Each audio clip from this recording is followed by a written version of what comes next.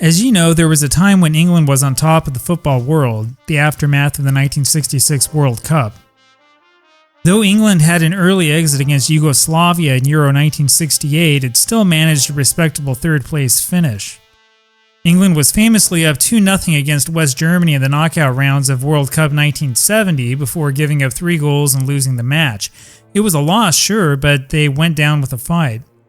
And so it was no surprise when England fans thought they would breeze through to the 1974 World Cup once the draw was announced.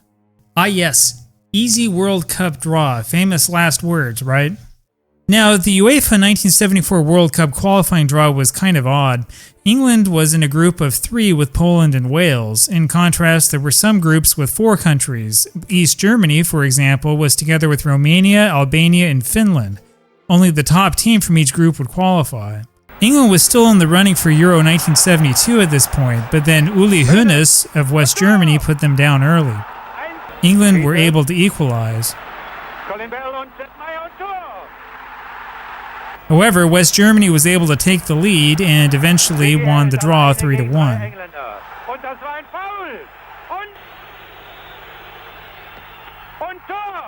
Okay, I guess you could technically say that England didn't qualify for Euro 1972, though that really is kind of a technicality. I mean, only 4 teams qualified. England essentially made it to the quarterfinals before being eliminated, which I think counts as being in the tournament and really isn't that bad.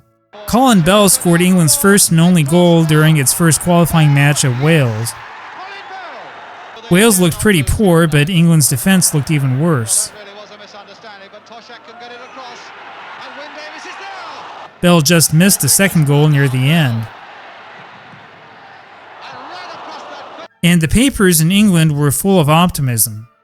Though it's often forgotten, the next match against Wales at Wembley was one of the worst matches that England ever had. You could argue that Wales' first goal was offside.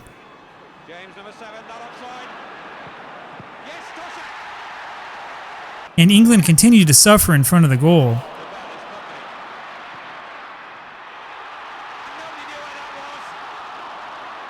England did finally equalize on this shot.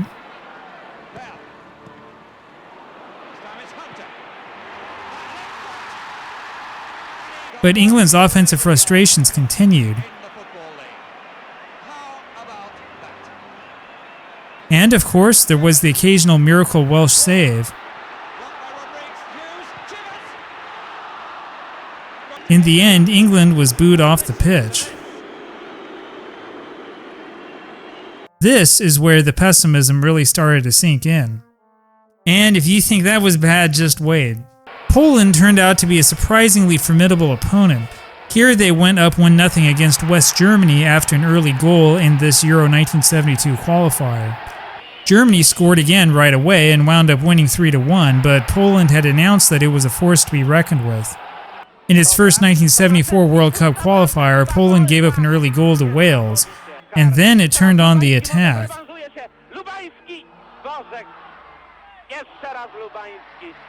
It was all that Wales could do to keep the attacking Poles at bay. In the end, Wales won 2-0, but Poland looked pretty impressive.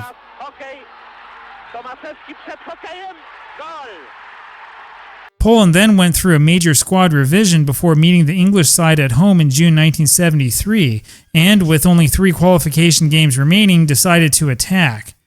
Poland's first goal came early and was pretty controversial.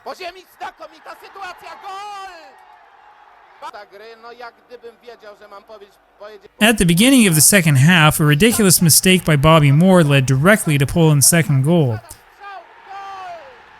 England was frustrated the entire evening, and it showed here as Alan Ball was sent off for a ridiculously violent tackle.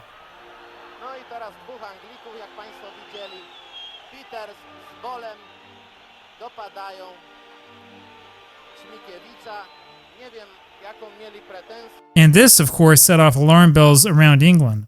England was attacking in every single one of its matches to date, but, you know, finishing is a thing. Those of us who play Football Manager might not fully believe in it, but it really is a thing.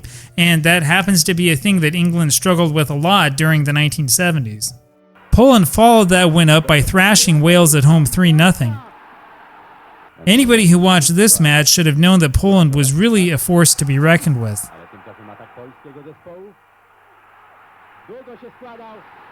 And so that set us up for October 17th, 1973, a game that England had to win. It's not that England were incapable of mounting an offensive attack. The problem, in my opinion, is that the team just couldn't finish. And so it's kind of odd to go back and reread these old articles. Of course England was going to attack from the start, but it needed to figure out how to score. One decision that has gone forgotten over the years was to not start Bobby Moore after his costly mistake against Poland that June. In the years following the match, people have talked a lot about whether England was unlucky. I mean, England did dominate possession, especially in this last match, as we'll soon see, but most people forget the historical context. Honestly, England really should never have been in this position to begin with. A draw with Poland would mean that Poland would advance. England needed a win at all costs. And England almost had good luck right from the start. England was aggressive early on, but these shots were poor.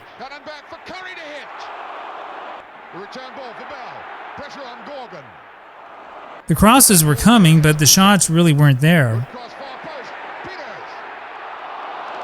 We forget about this part, but the truth is that Poland had a good counterattack as well, and England had nobody playing defense.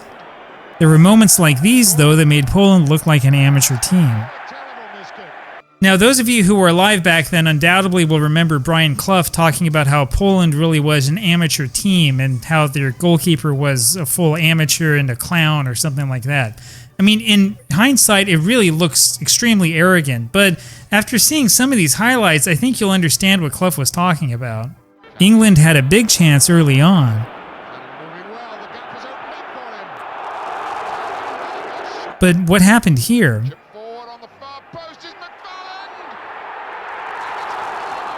And that was followed by a litany of wasted chances by England. I mean, there's no excuse for not scoring here.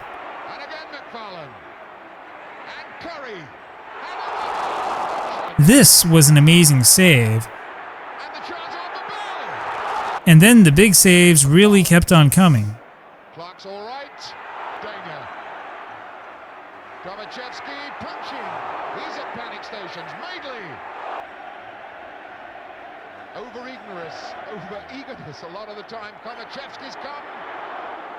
Polish goalkeeper Jan Tomaszewski put in the performance of a lifetime. And so we went to halftime with no score. Now remember, a draw is not enough for England. They need to win this match no matter what. This was England's first real chance of the second half, and it was wasted. That was followed up by this huge save. And this was just lucky. Poland took advantage of a midfield defensive error to score its first goal, and this is where you get the feeling that England was really in trouble.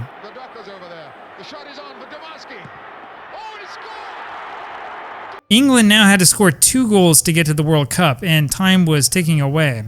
Okay, please tell me why this goal was not allowed. Where's the foul?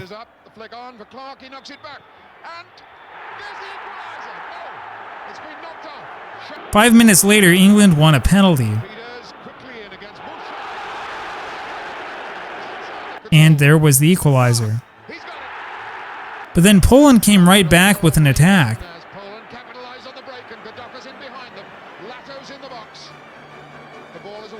This came incredibly close to being a goal for England.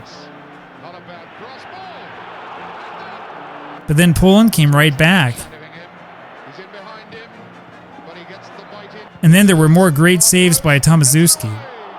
I mean, this sequence is just amazing.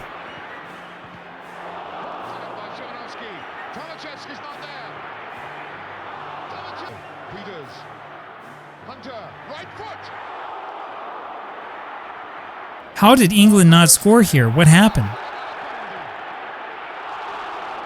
Meanwhile, this foul was ridiculous, but it stopped Poland from winning.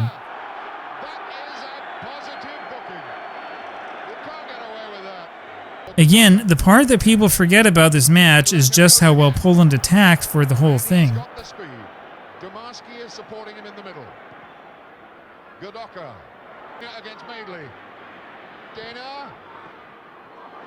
I'm really not sure how this one stayed out.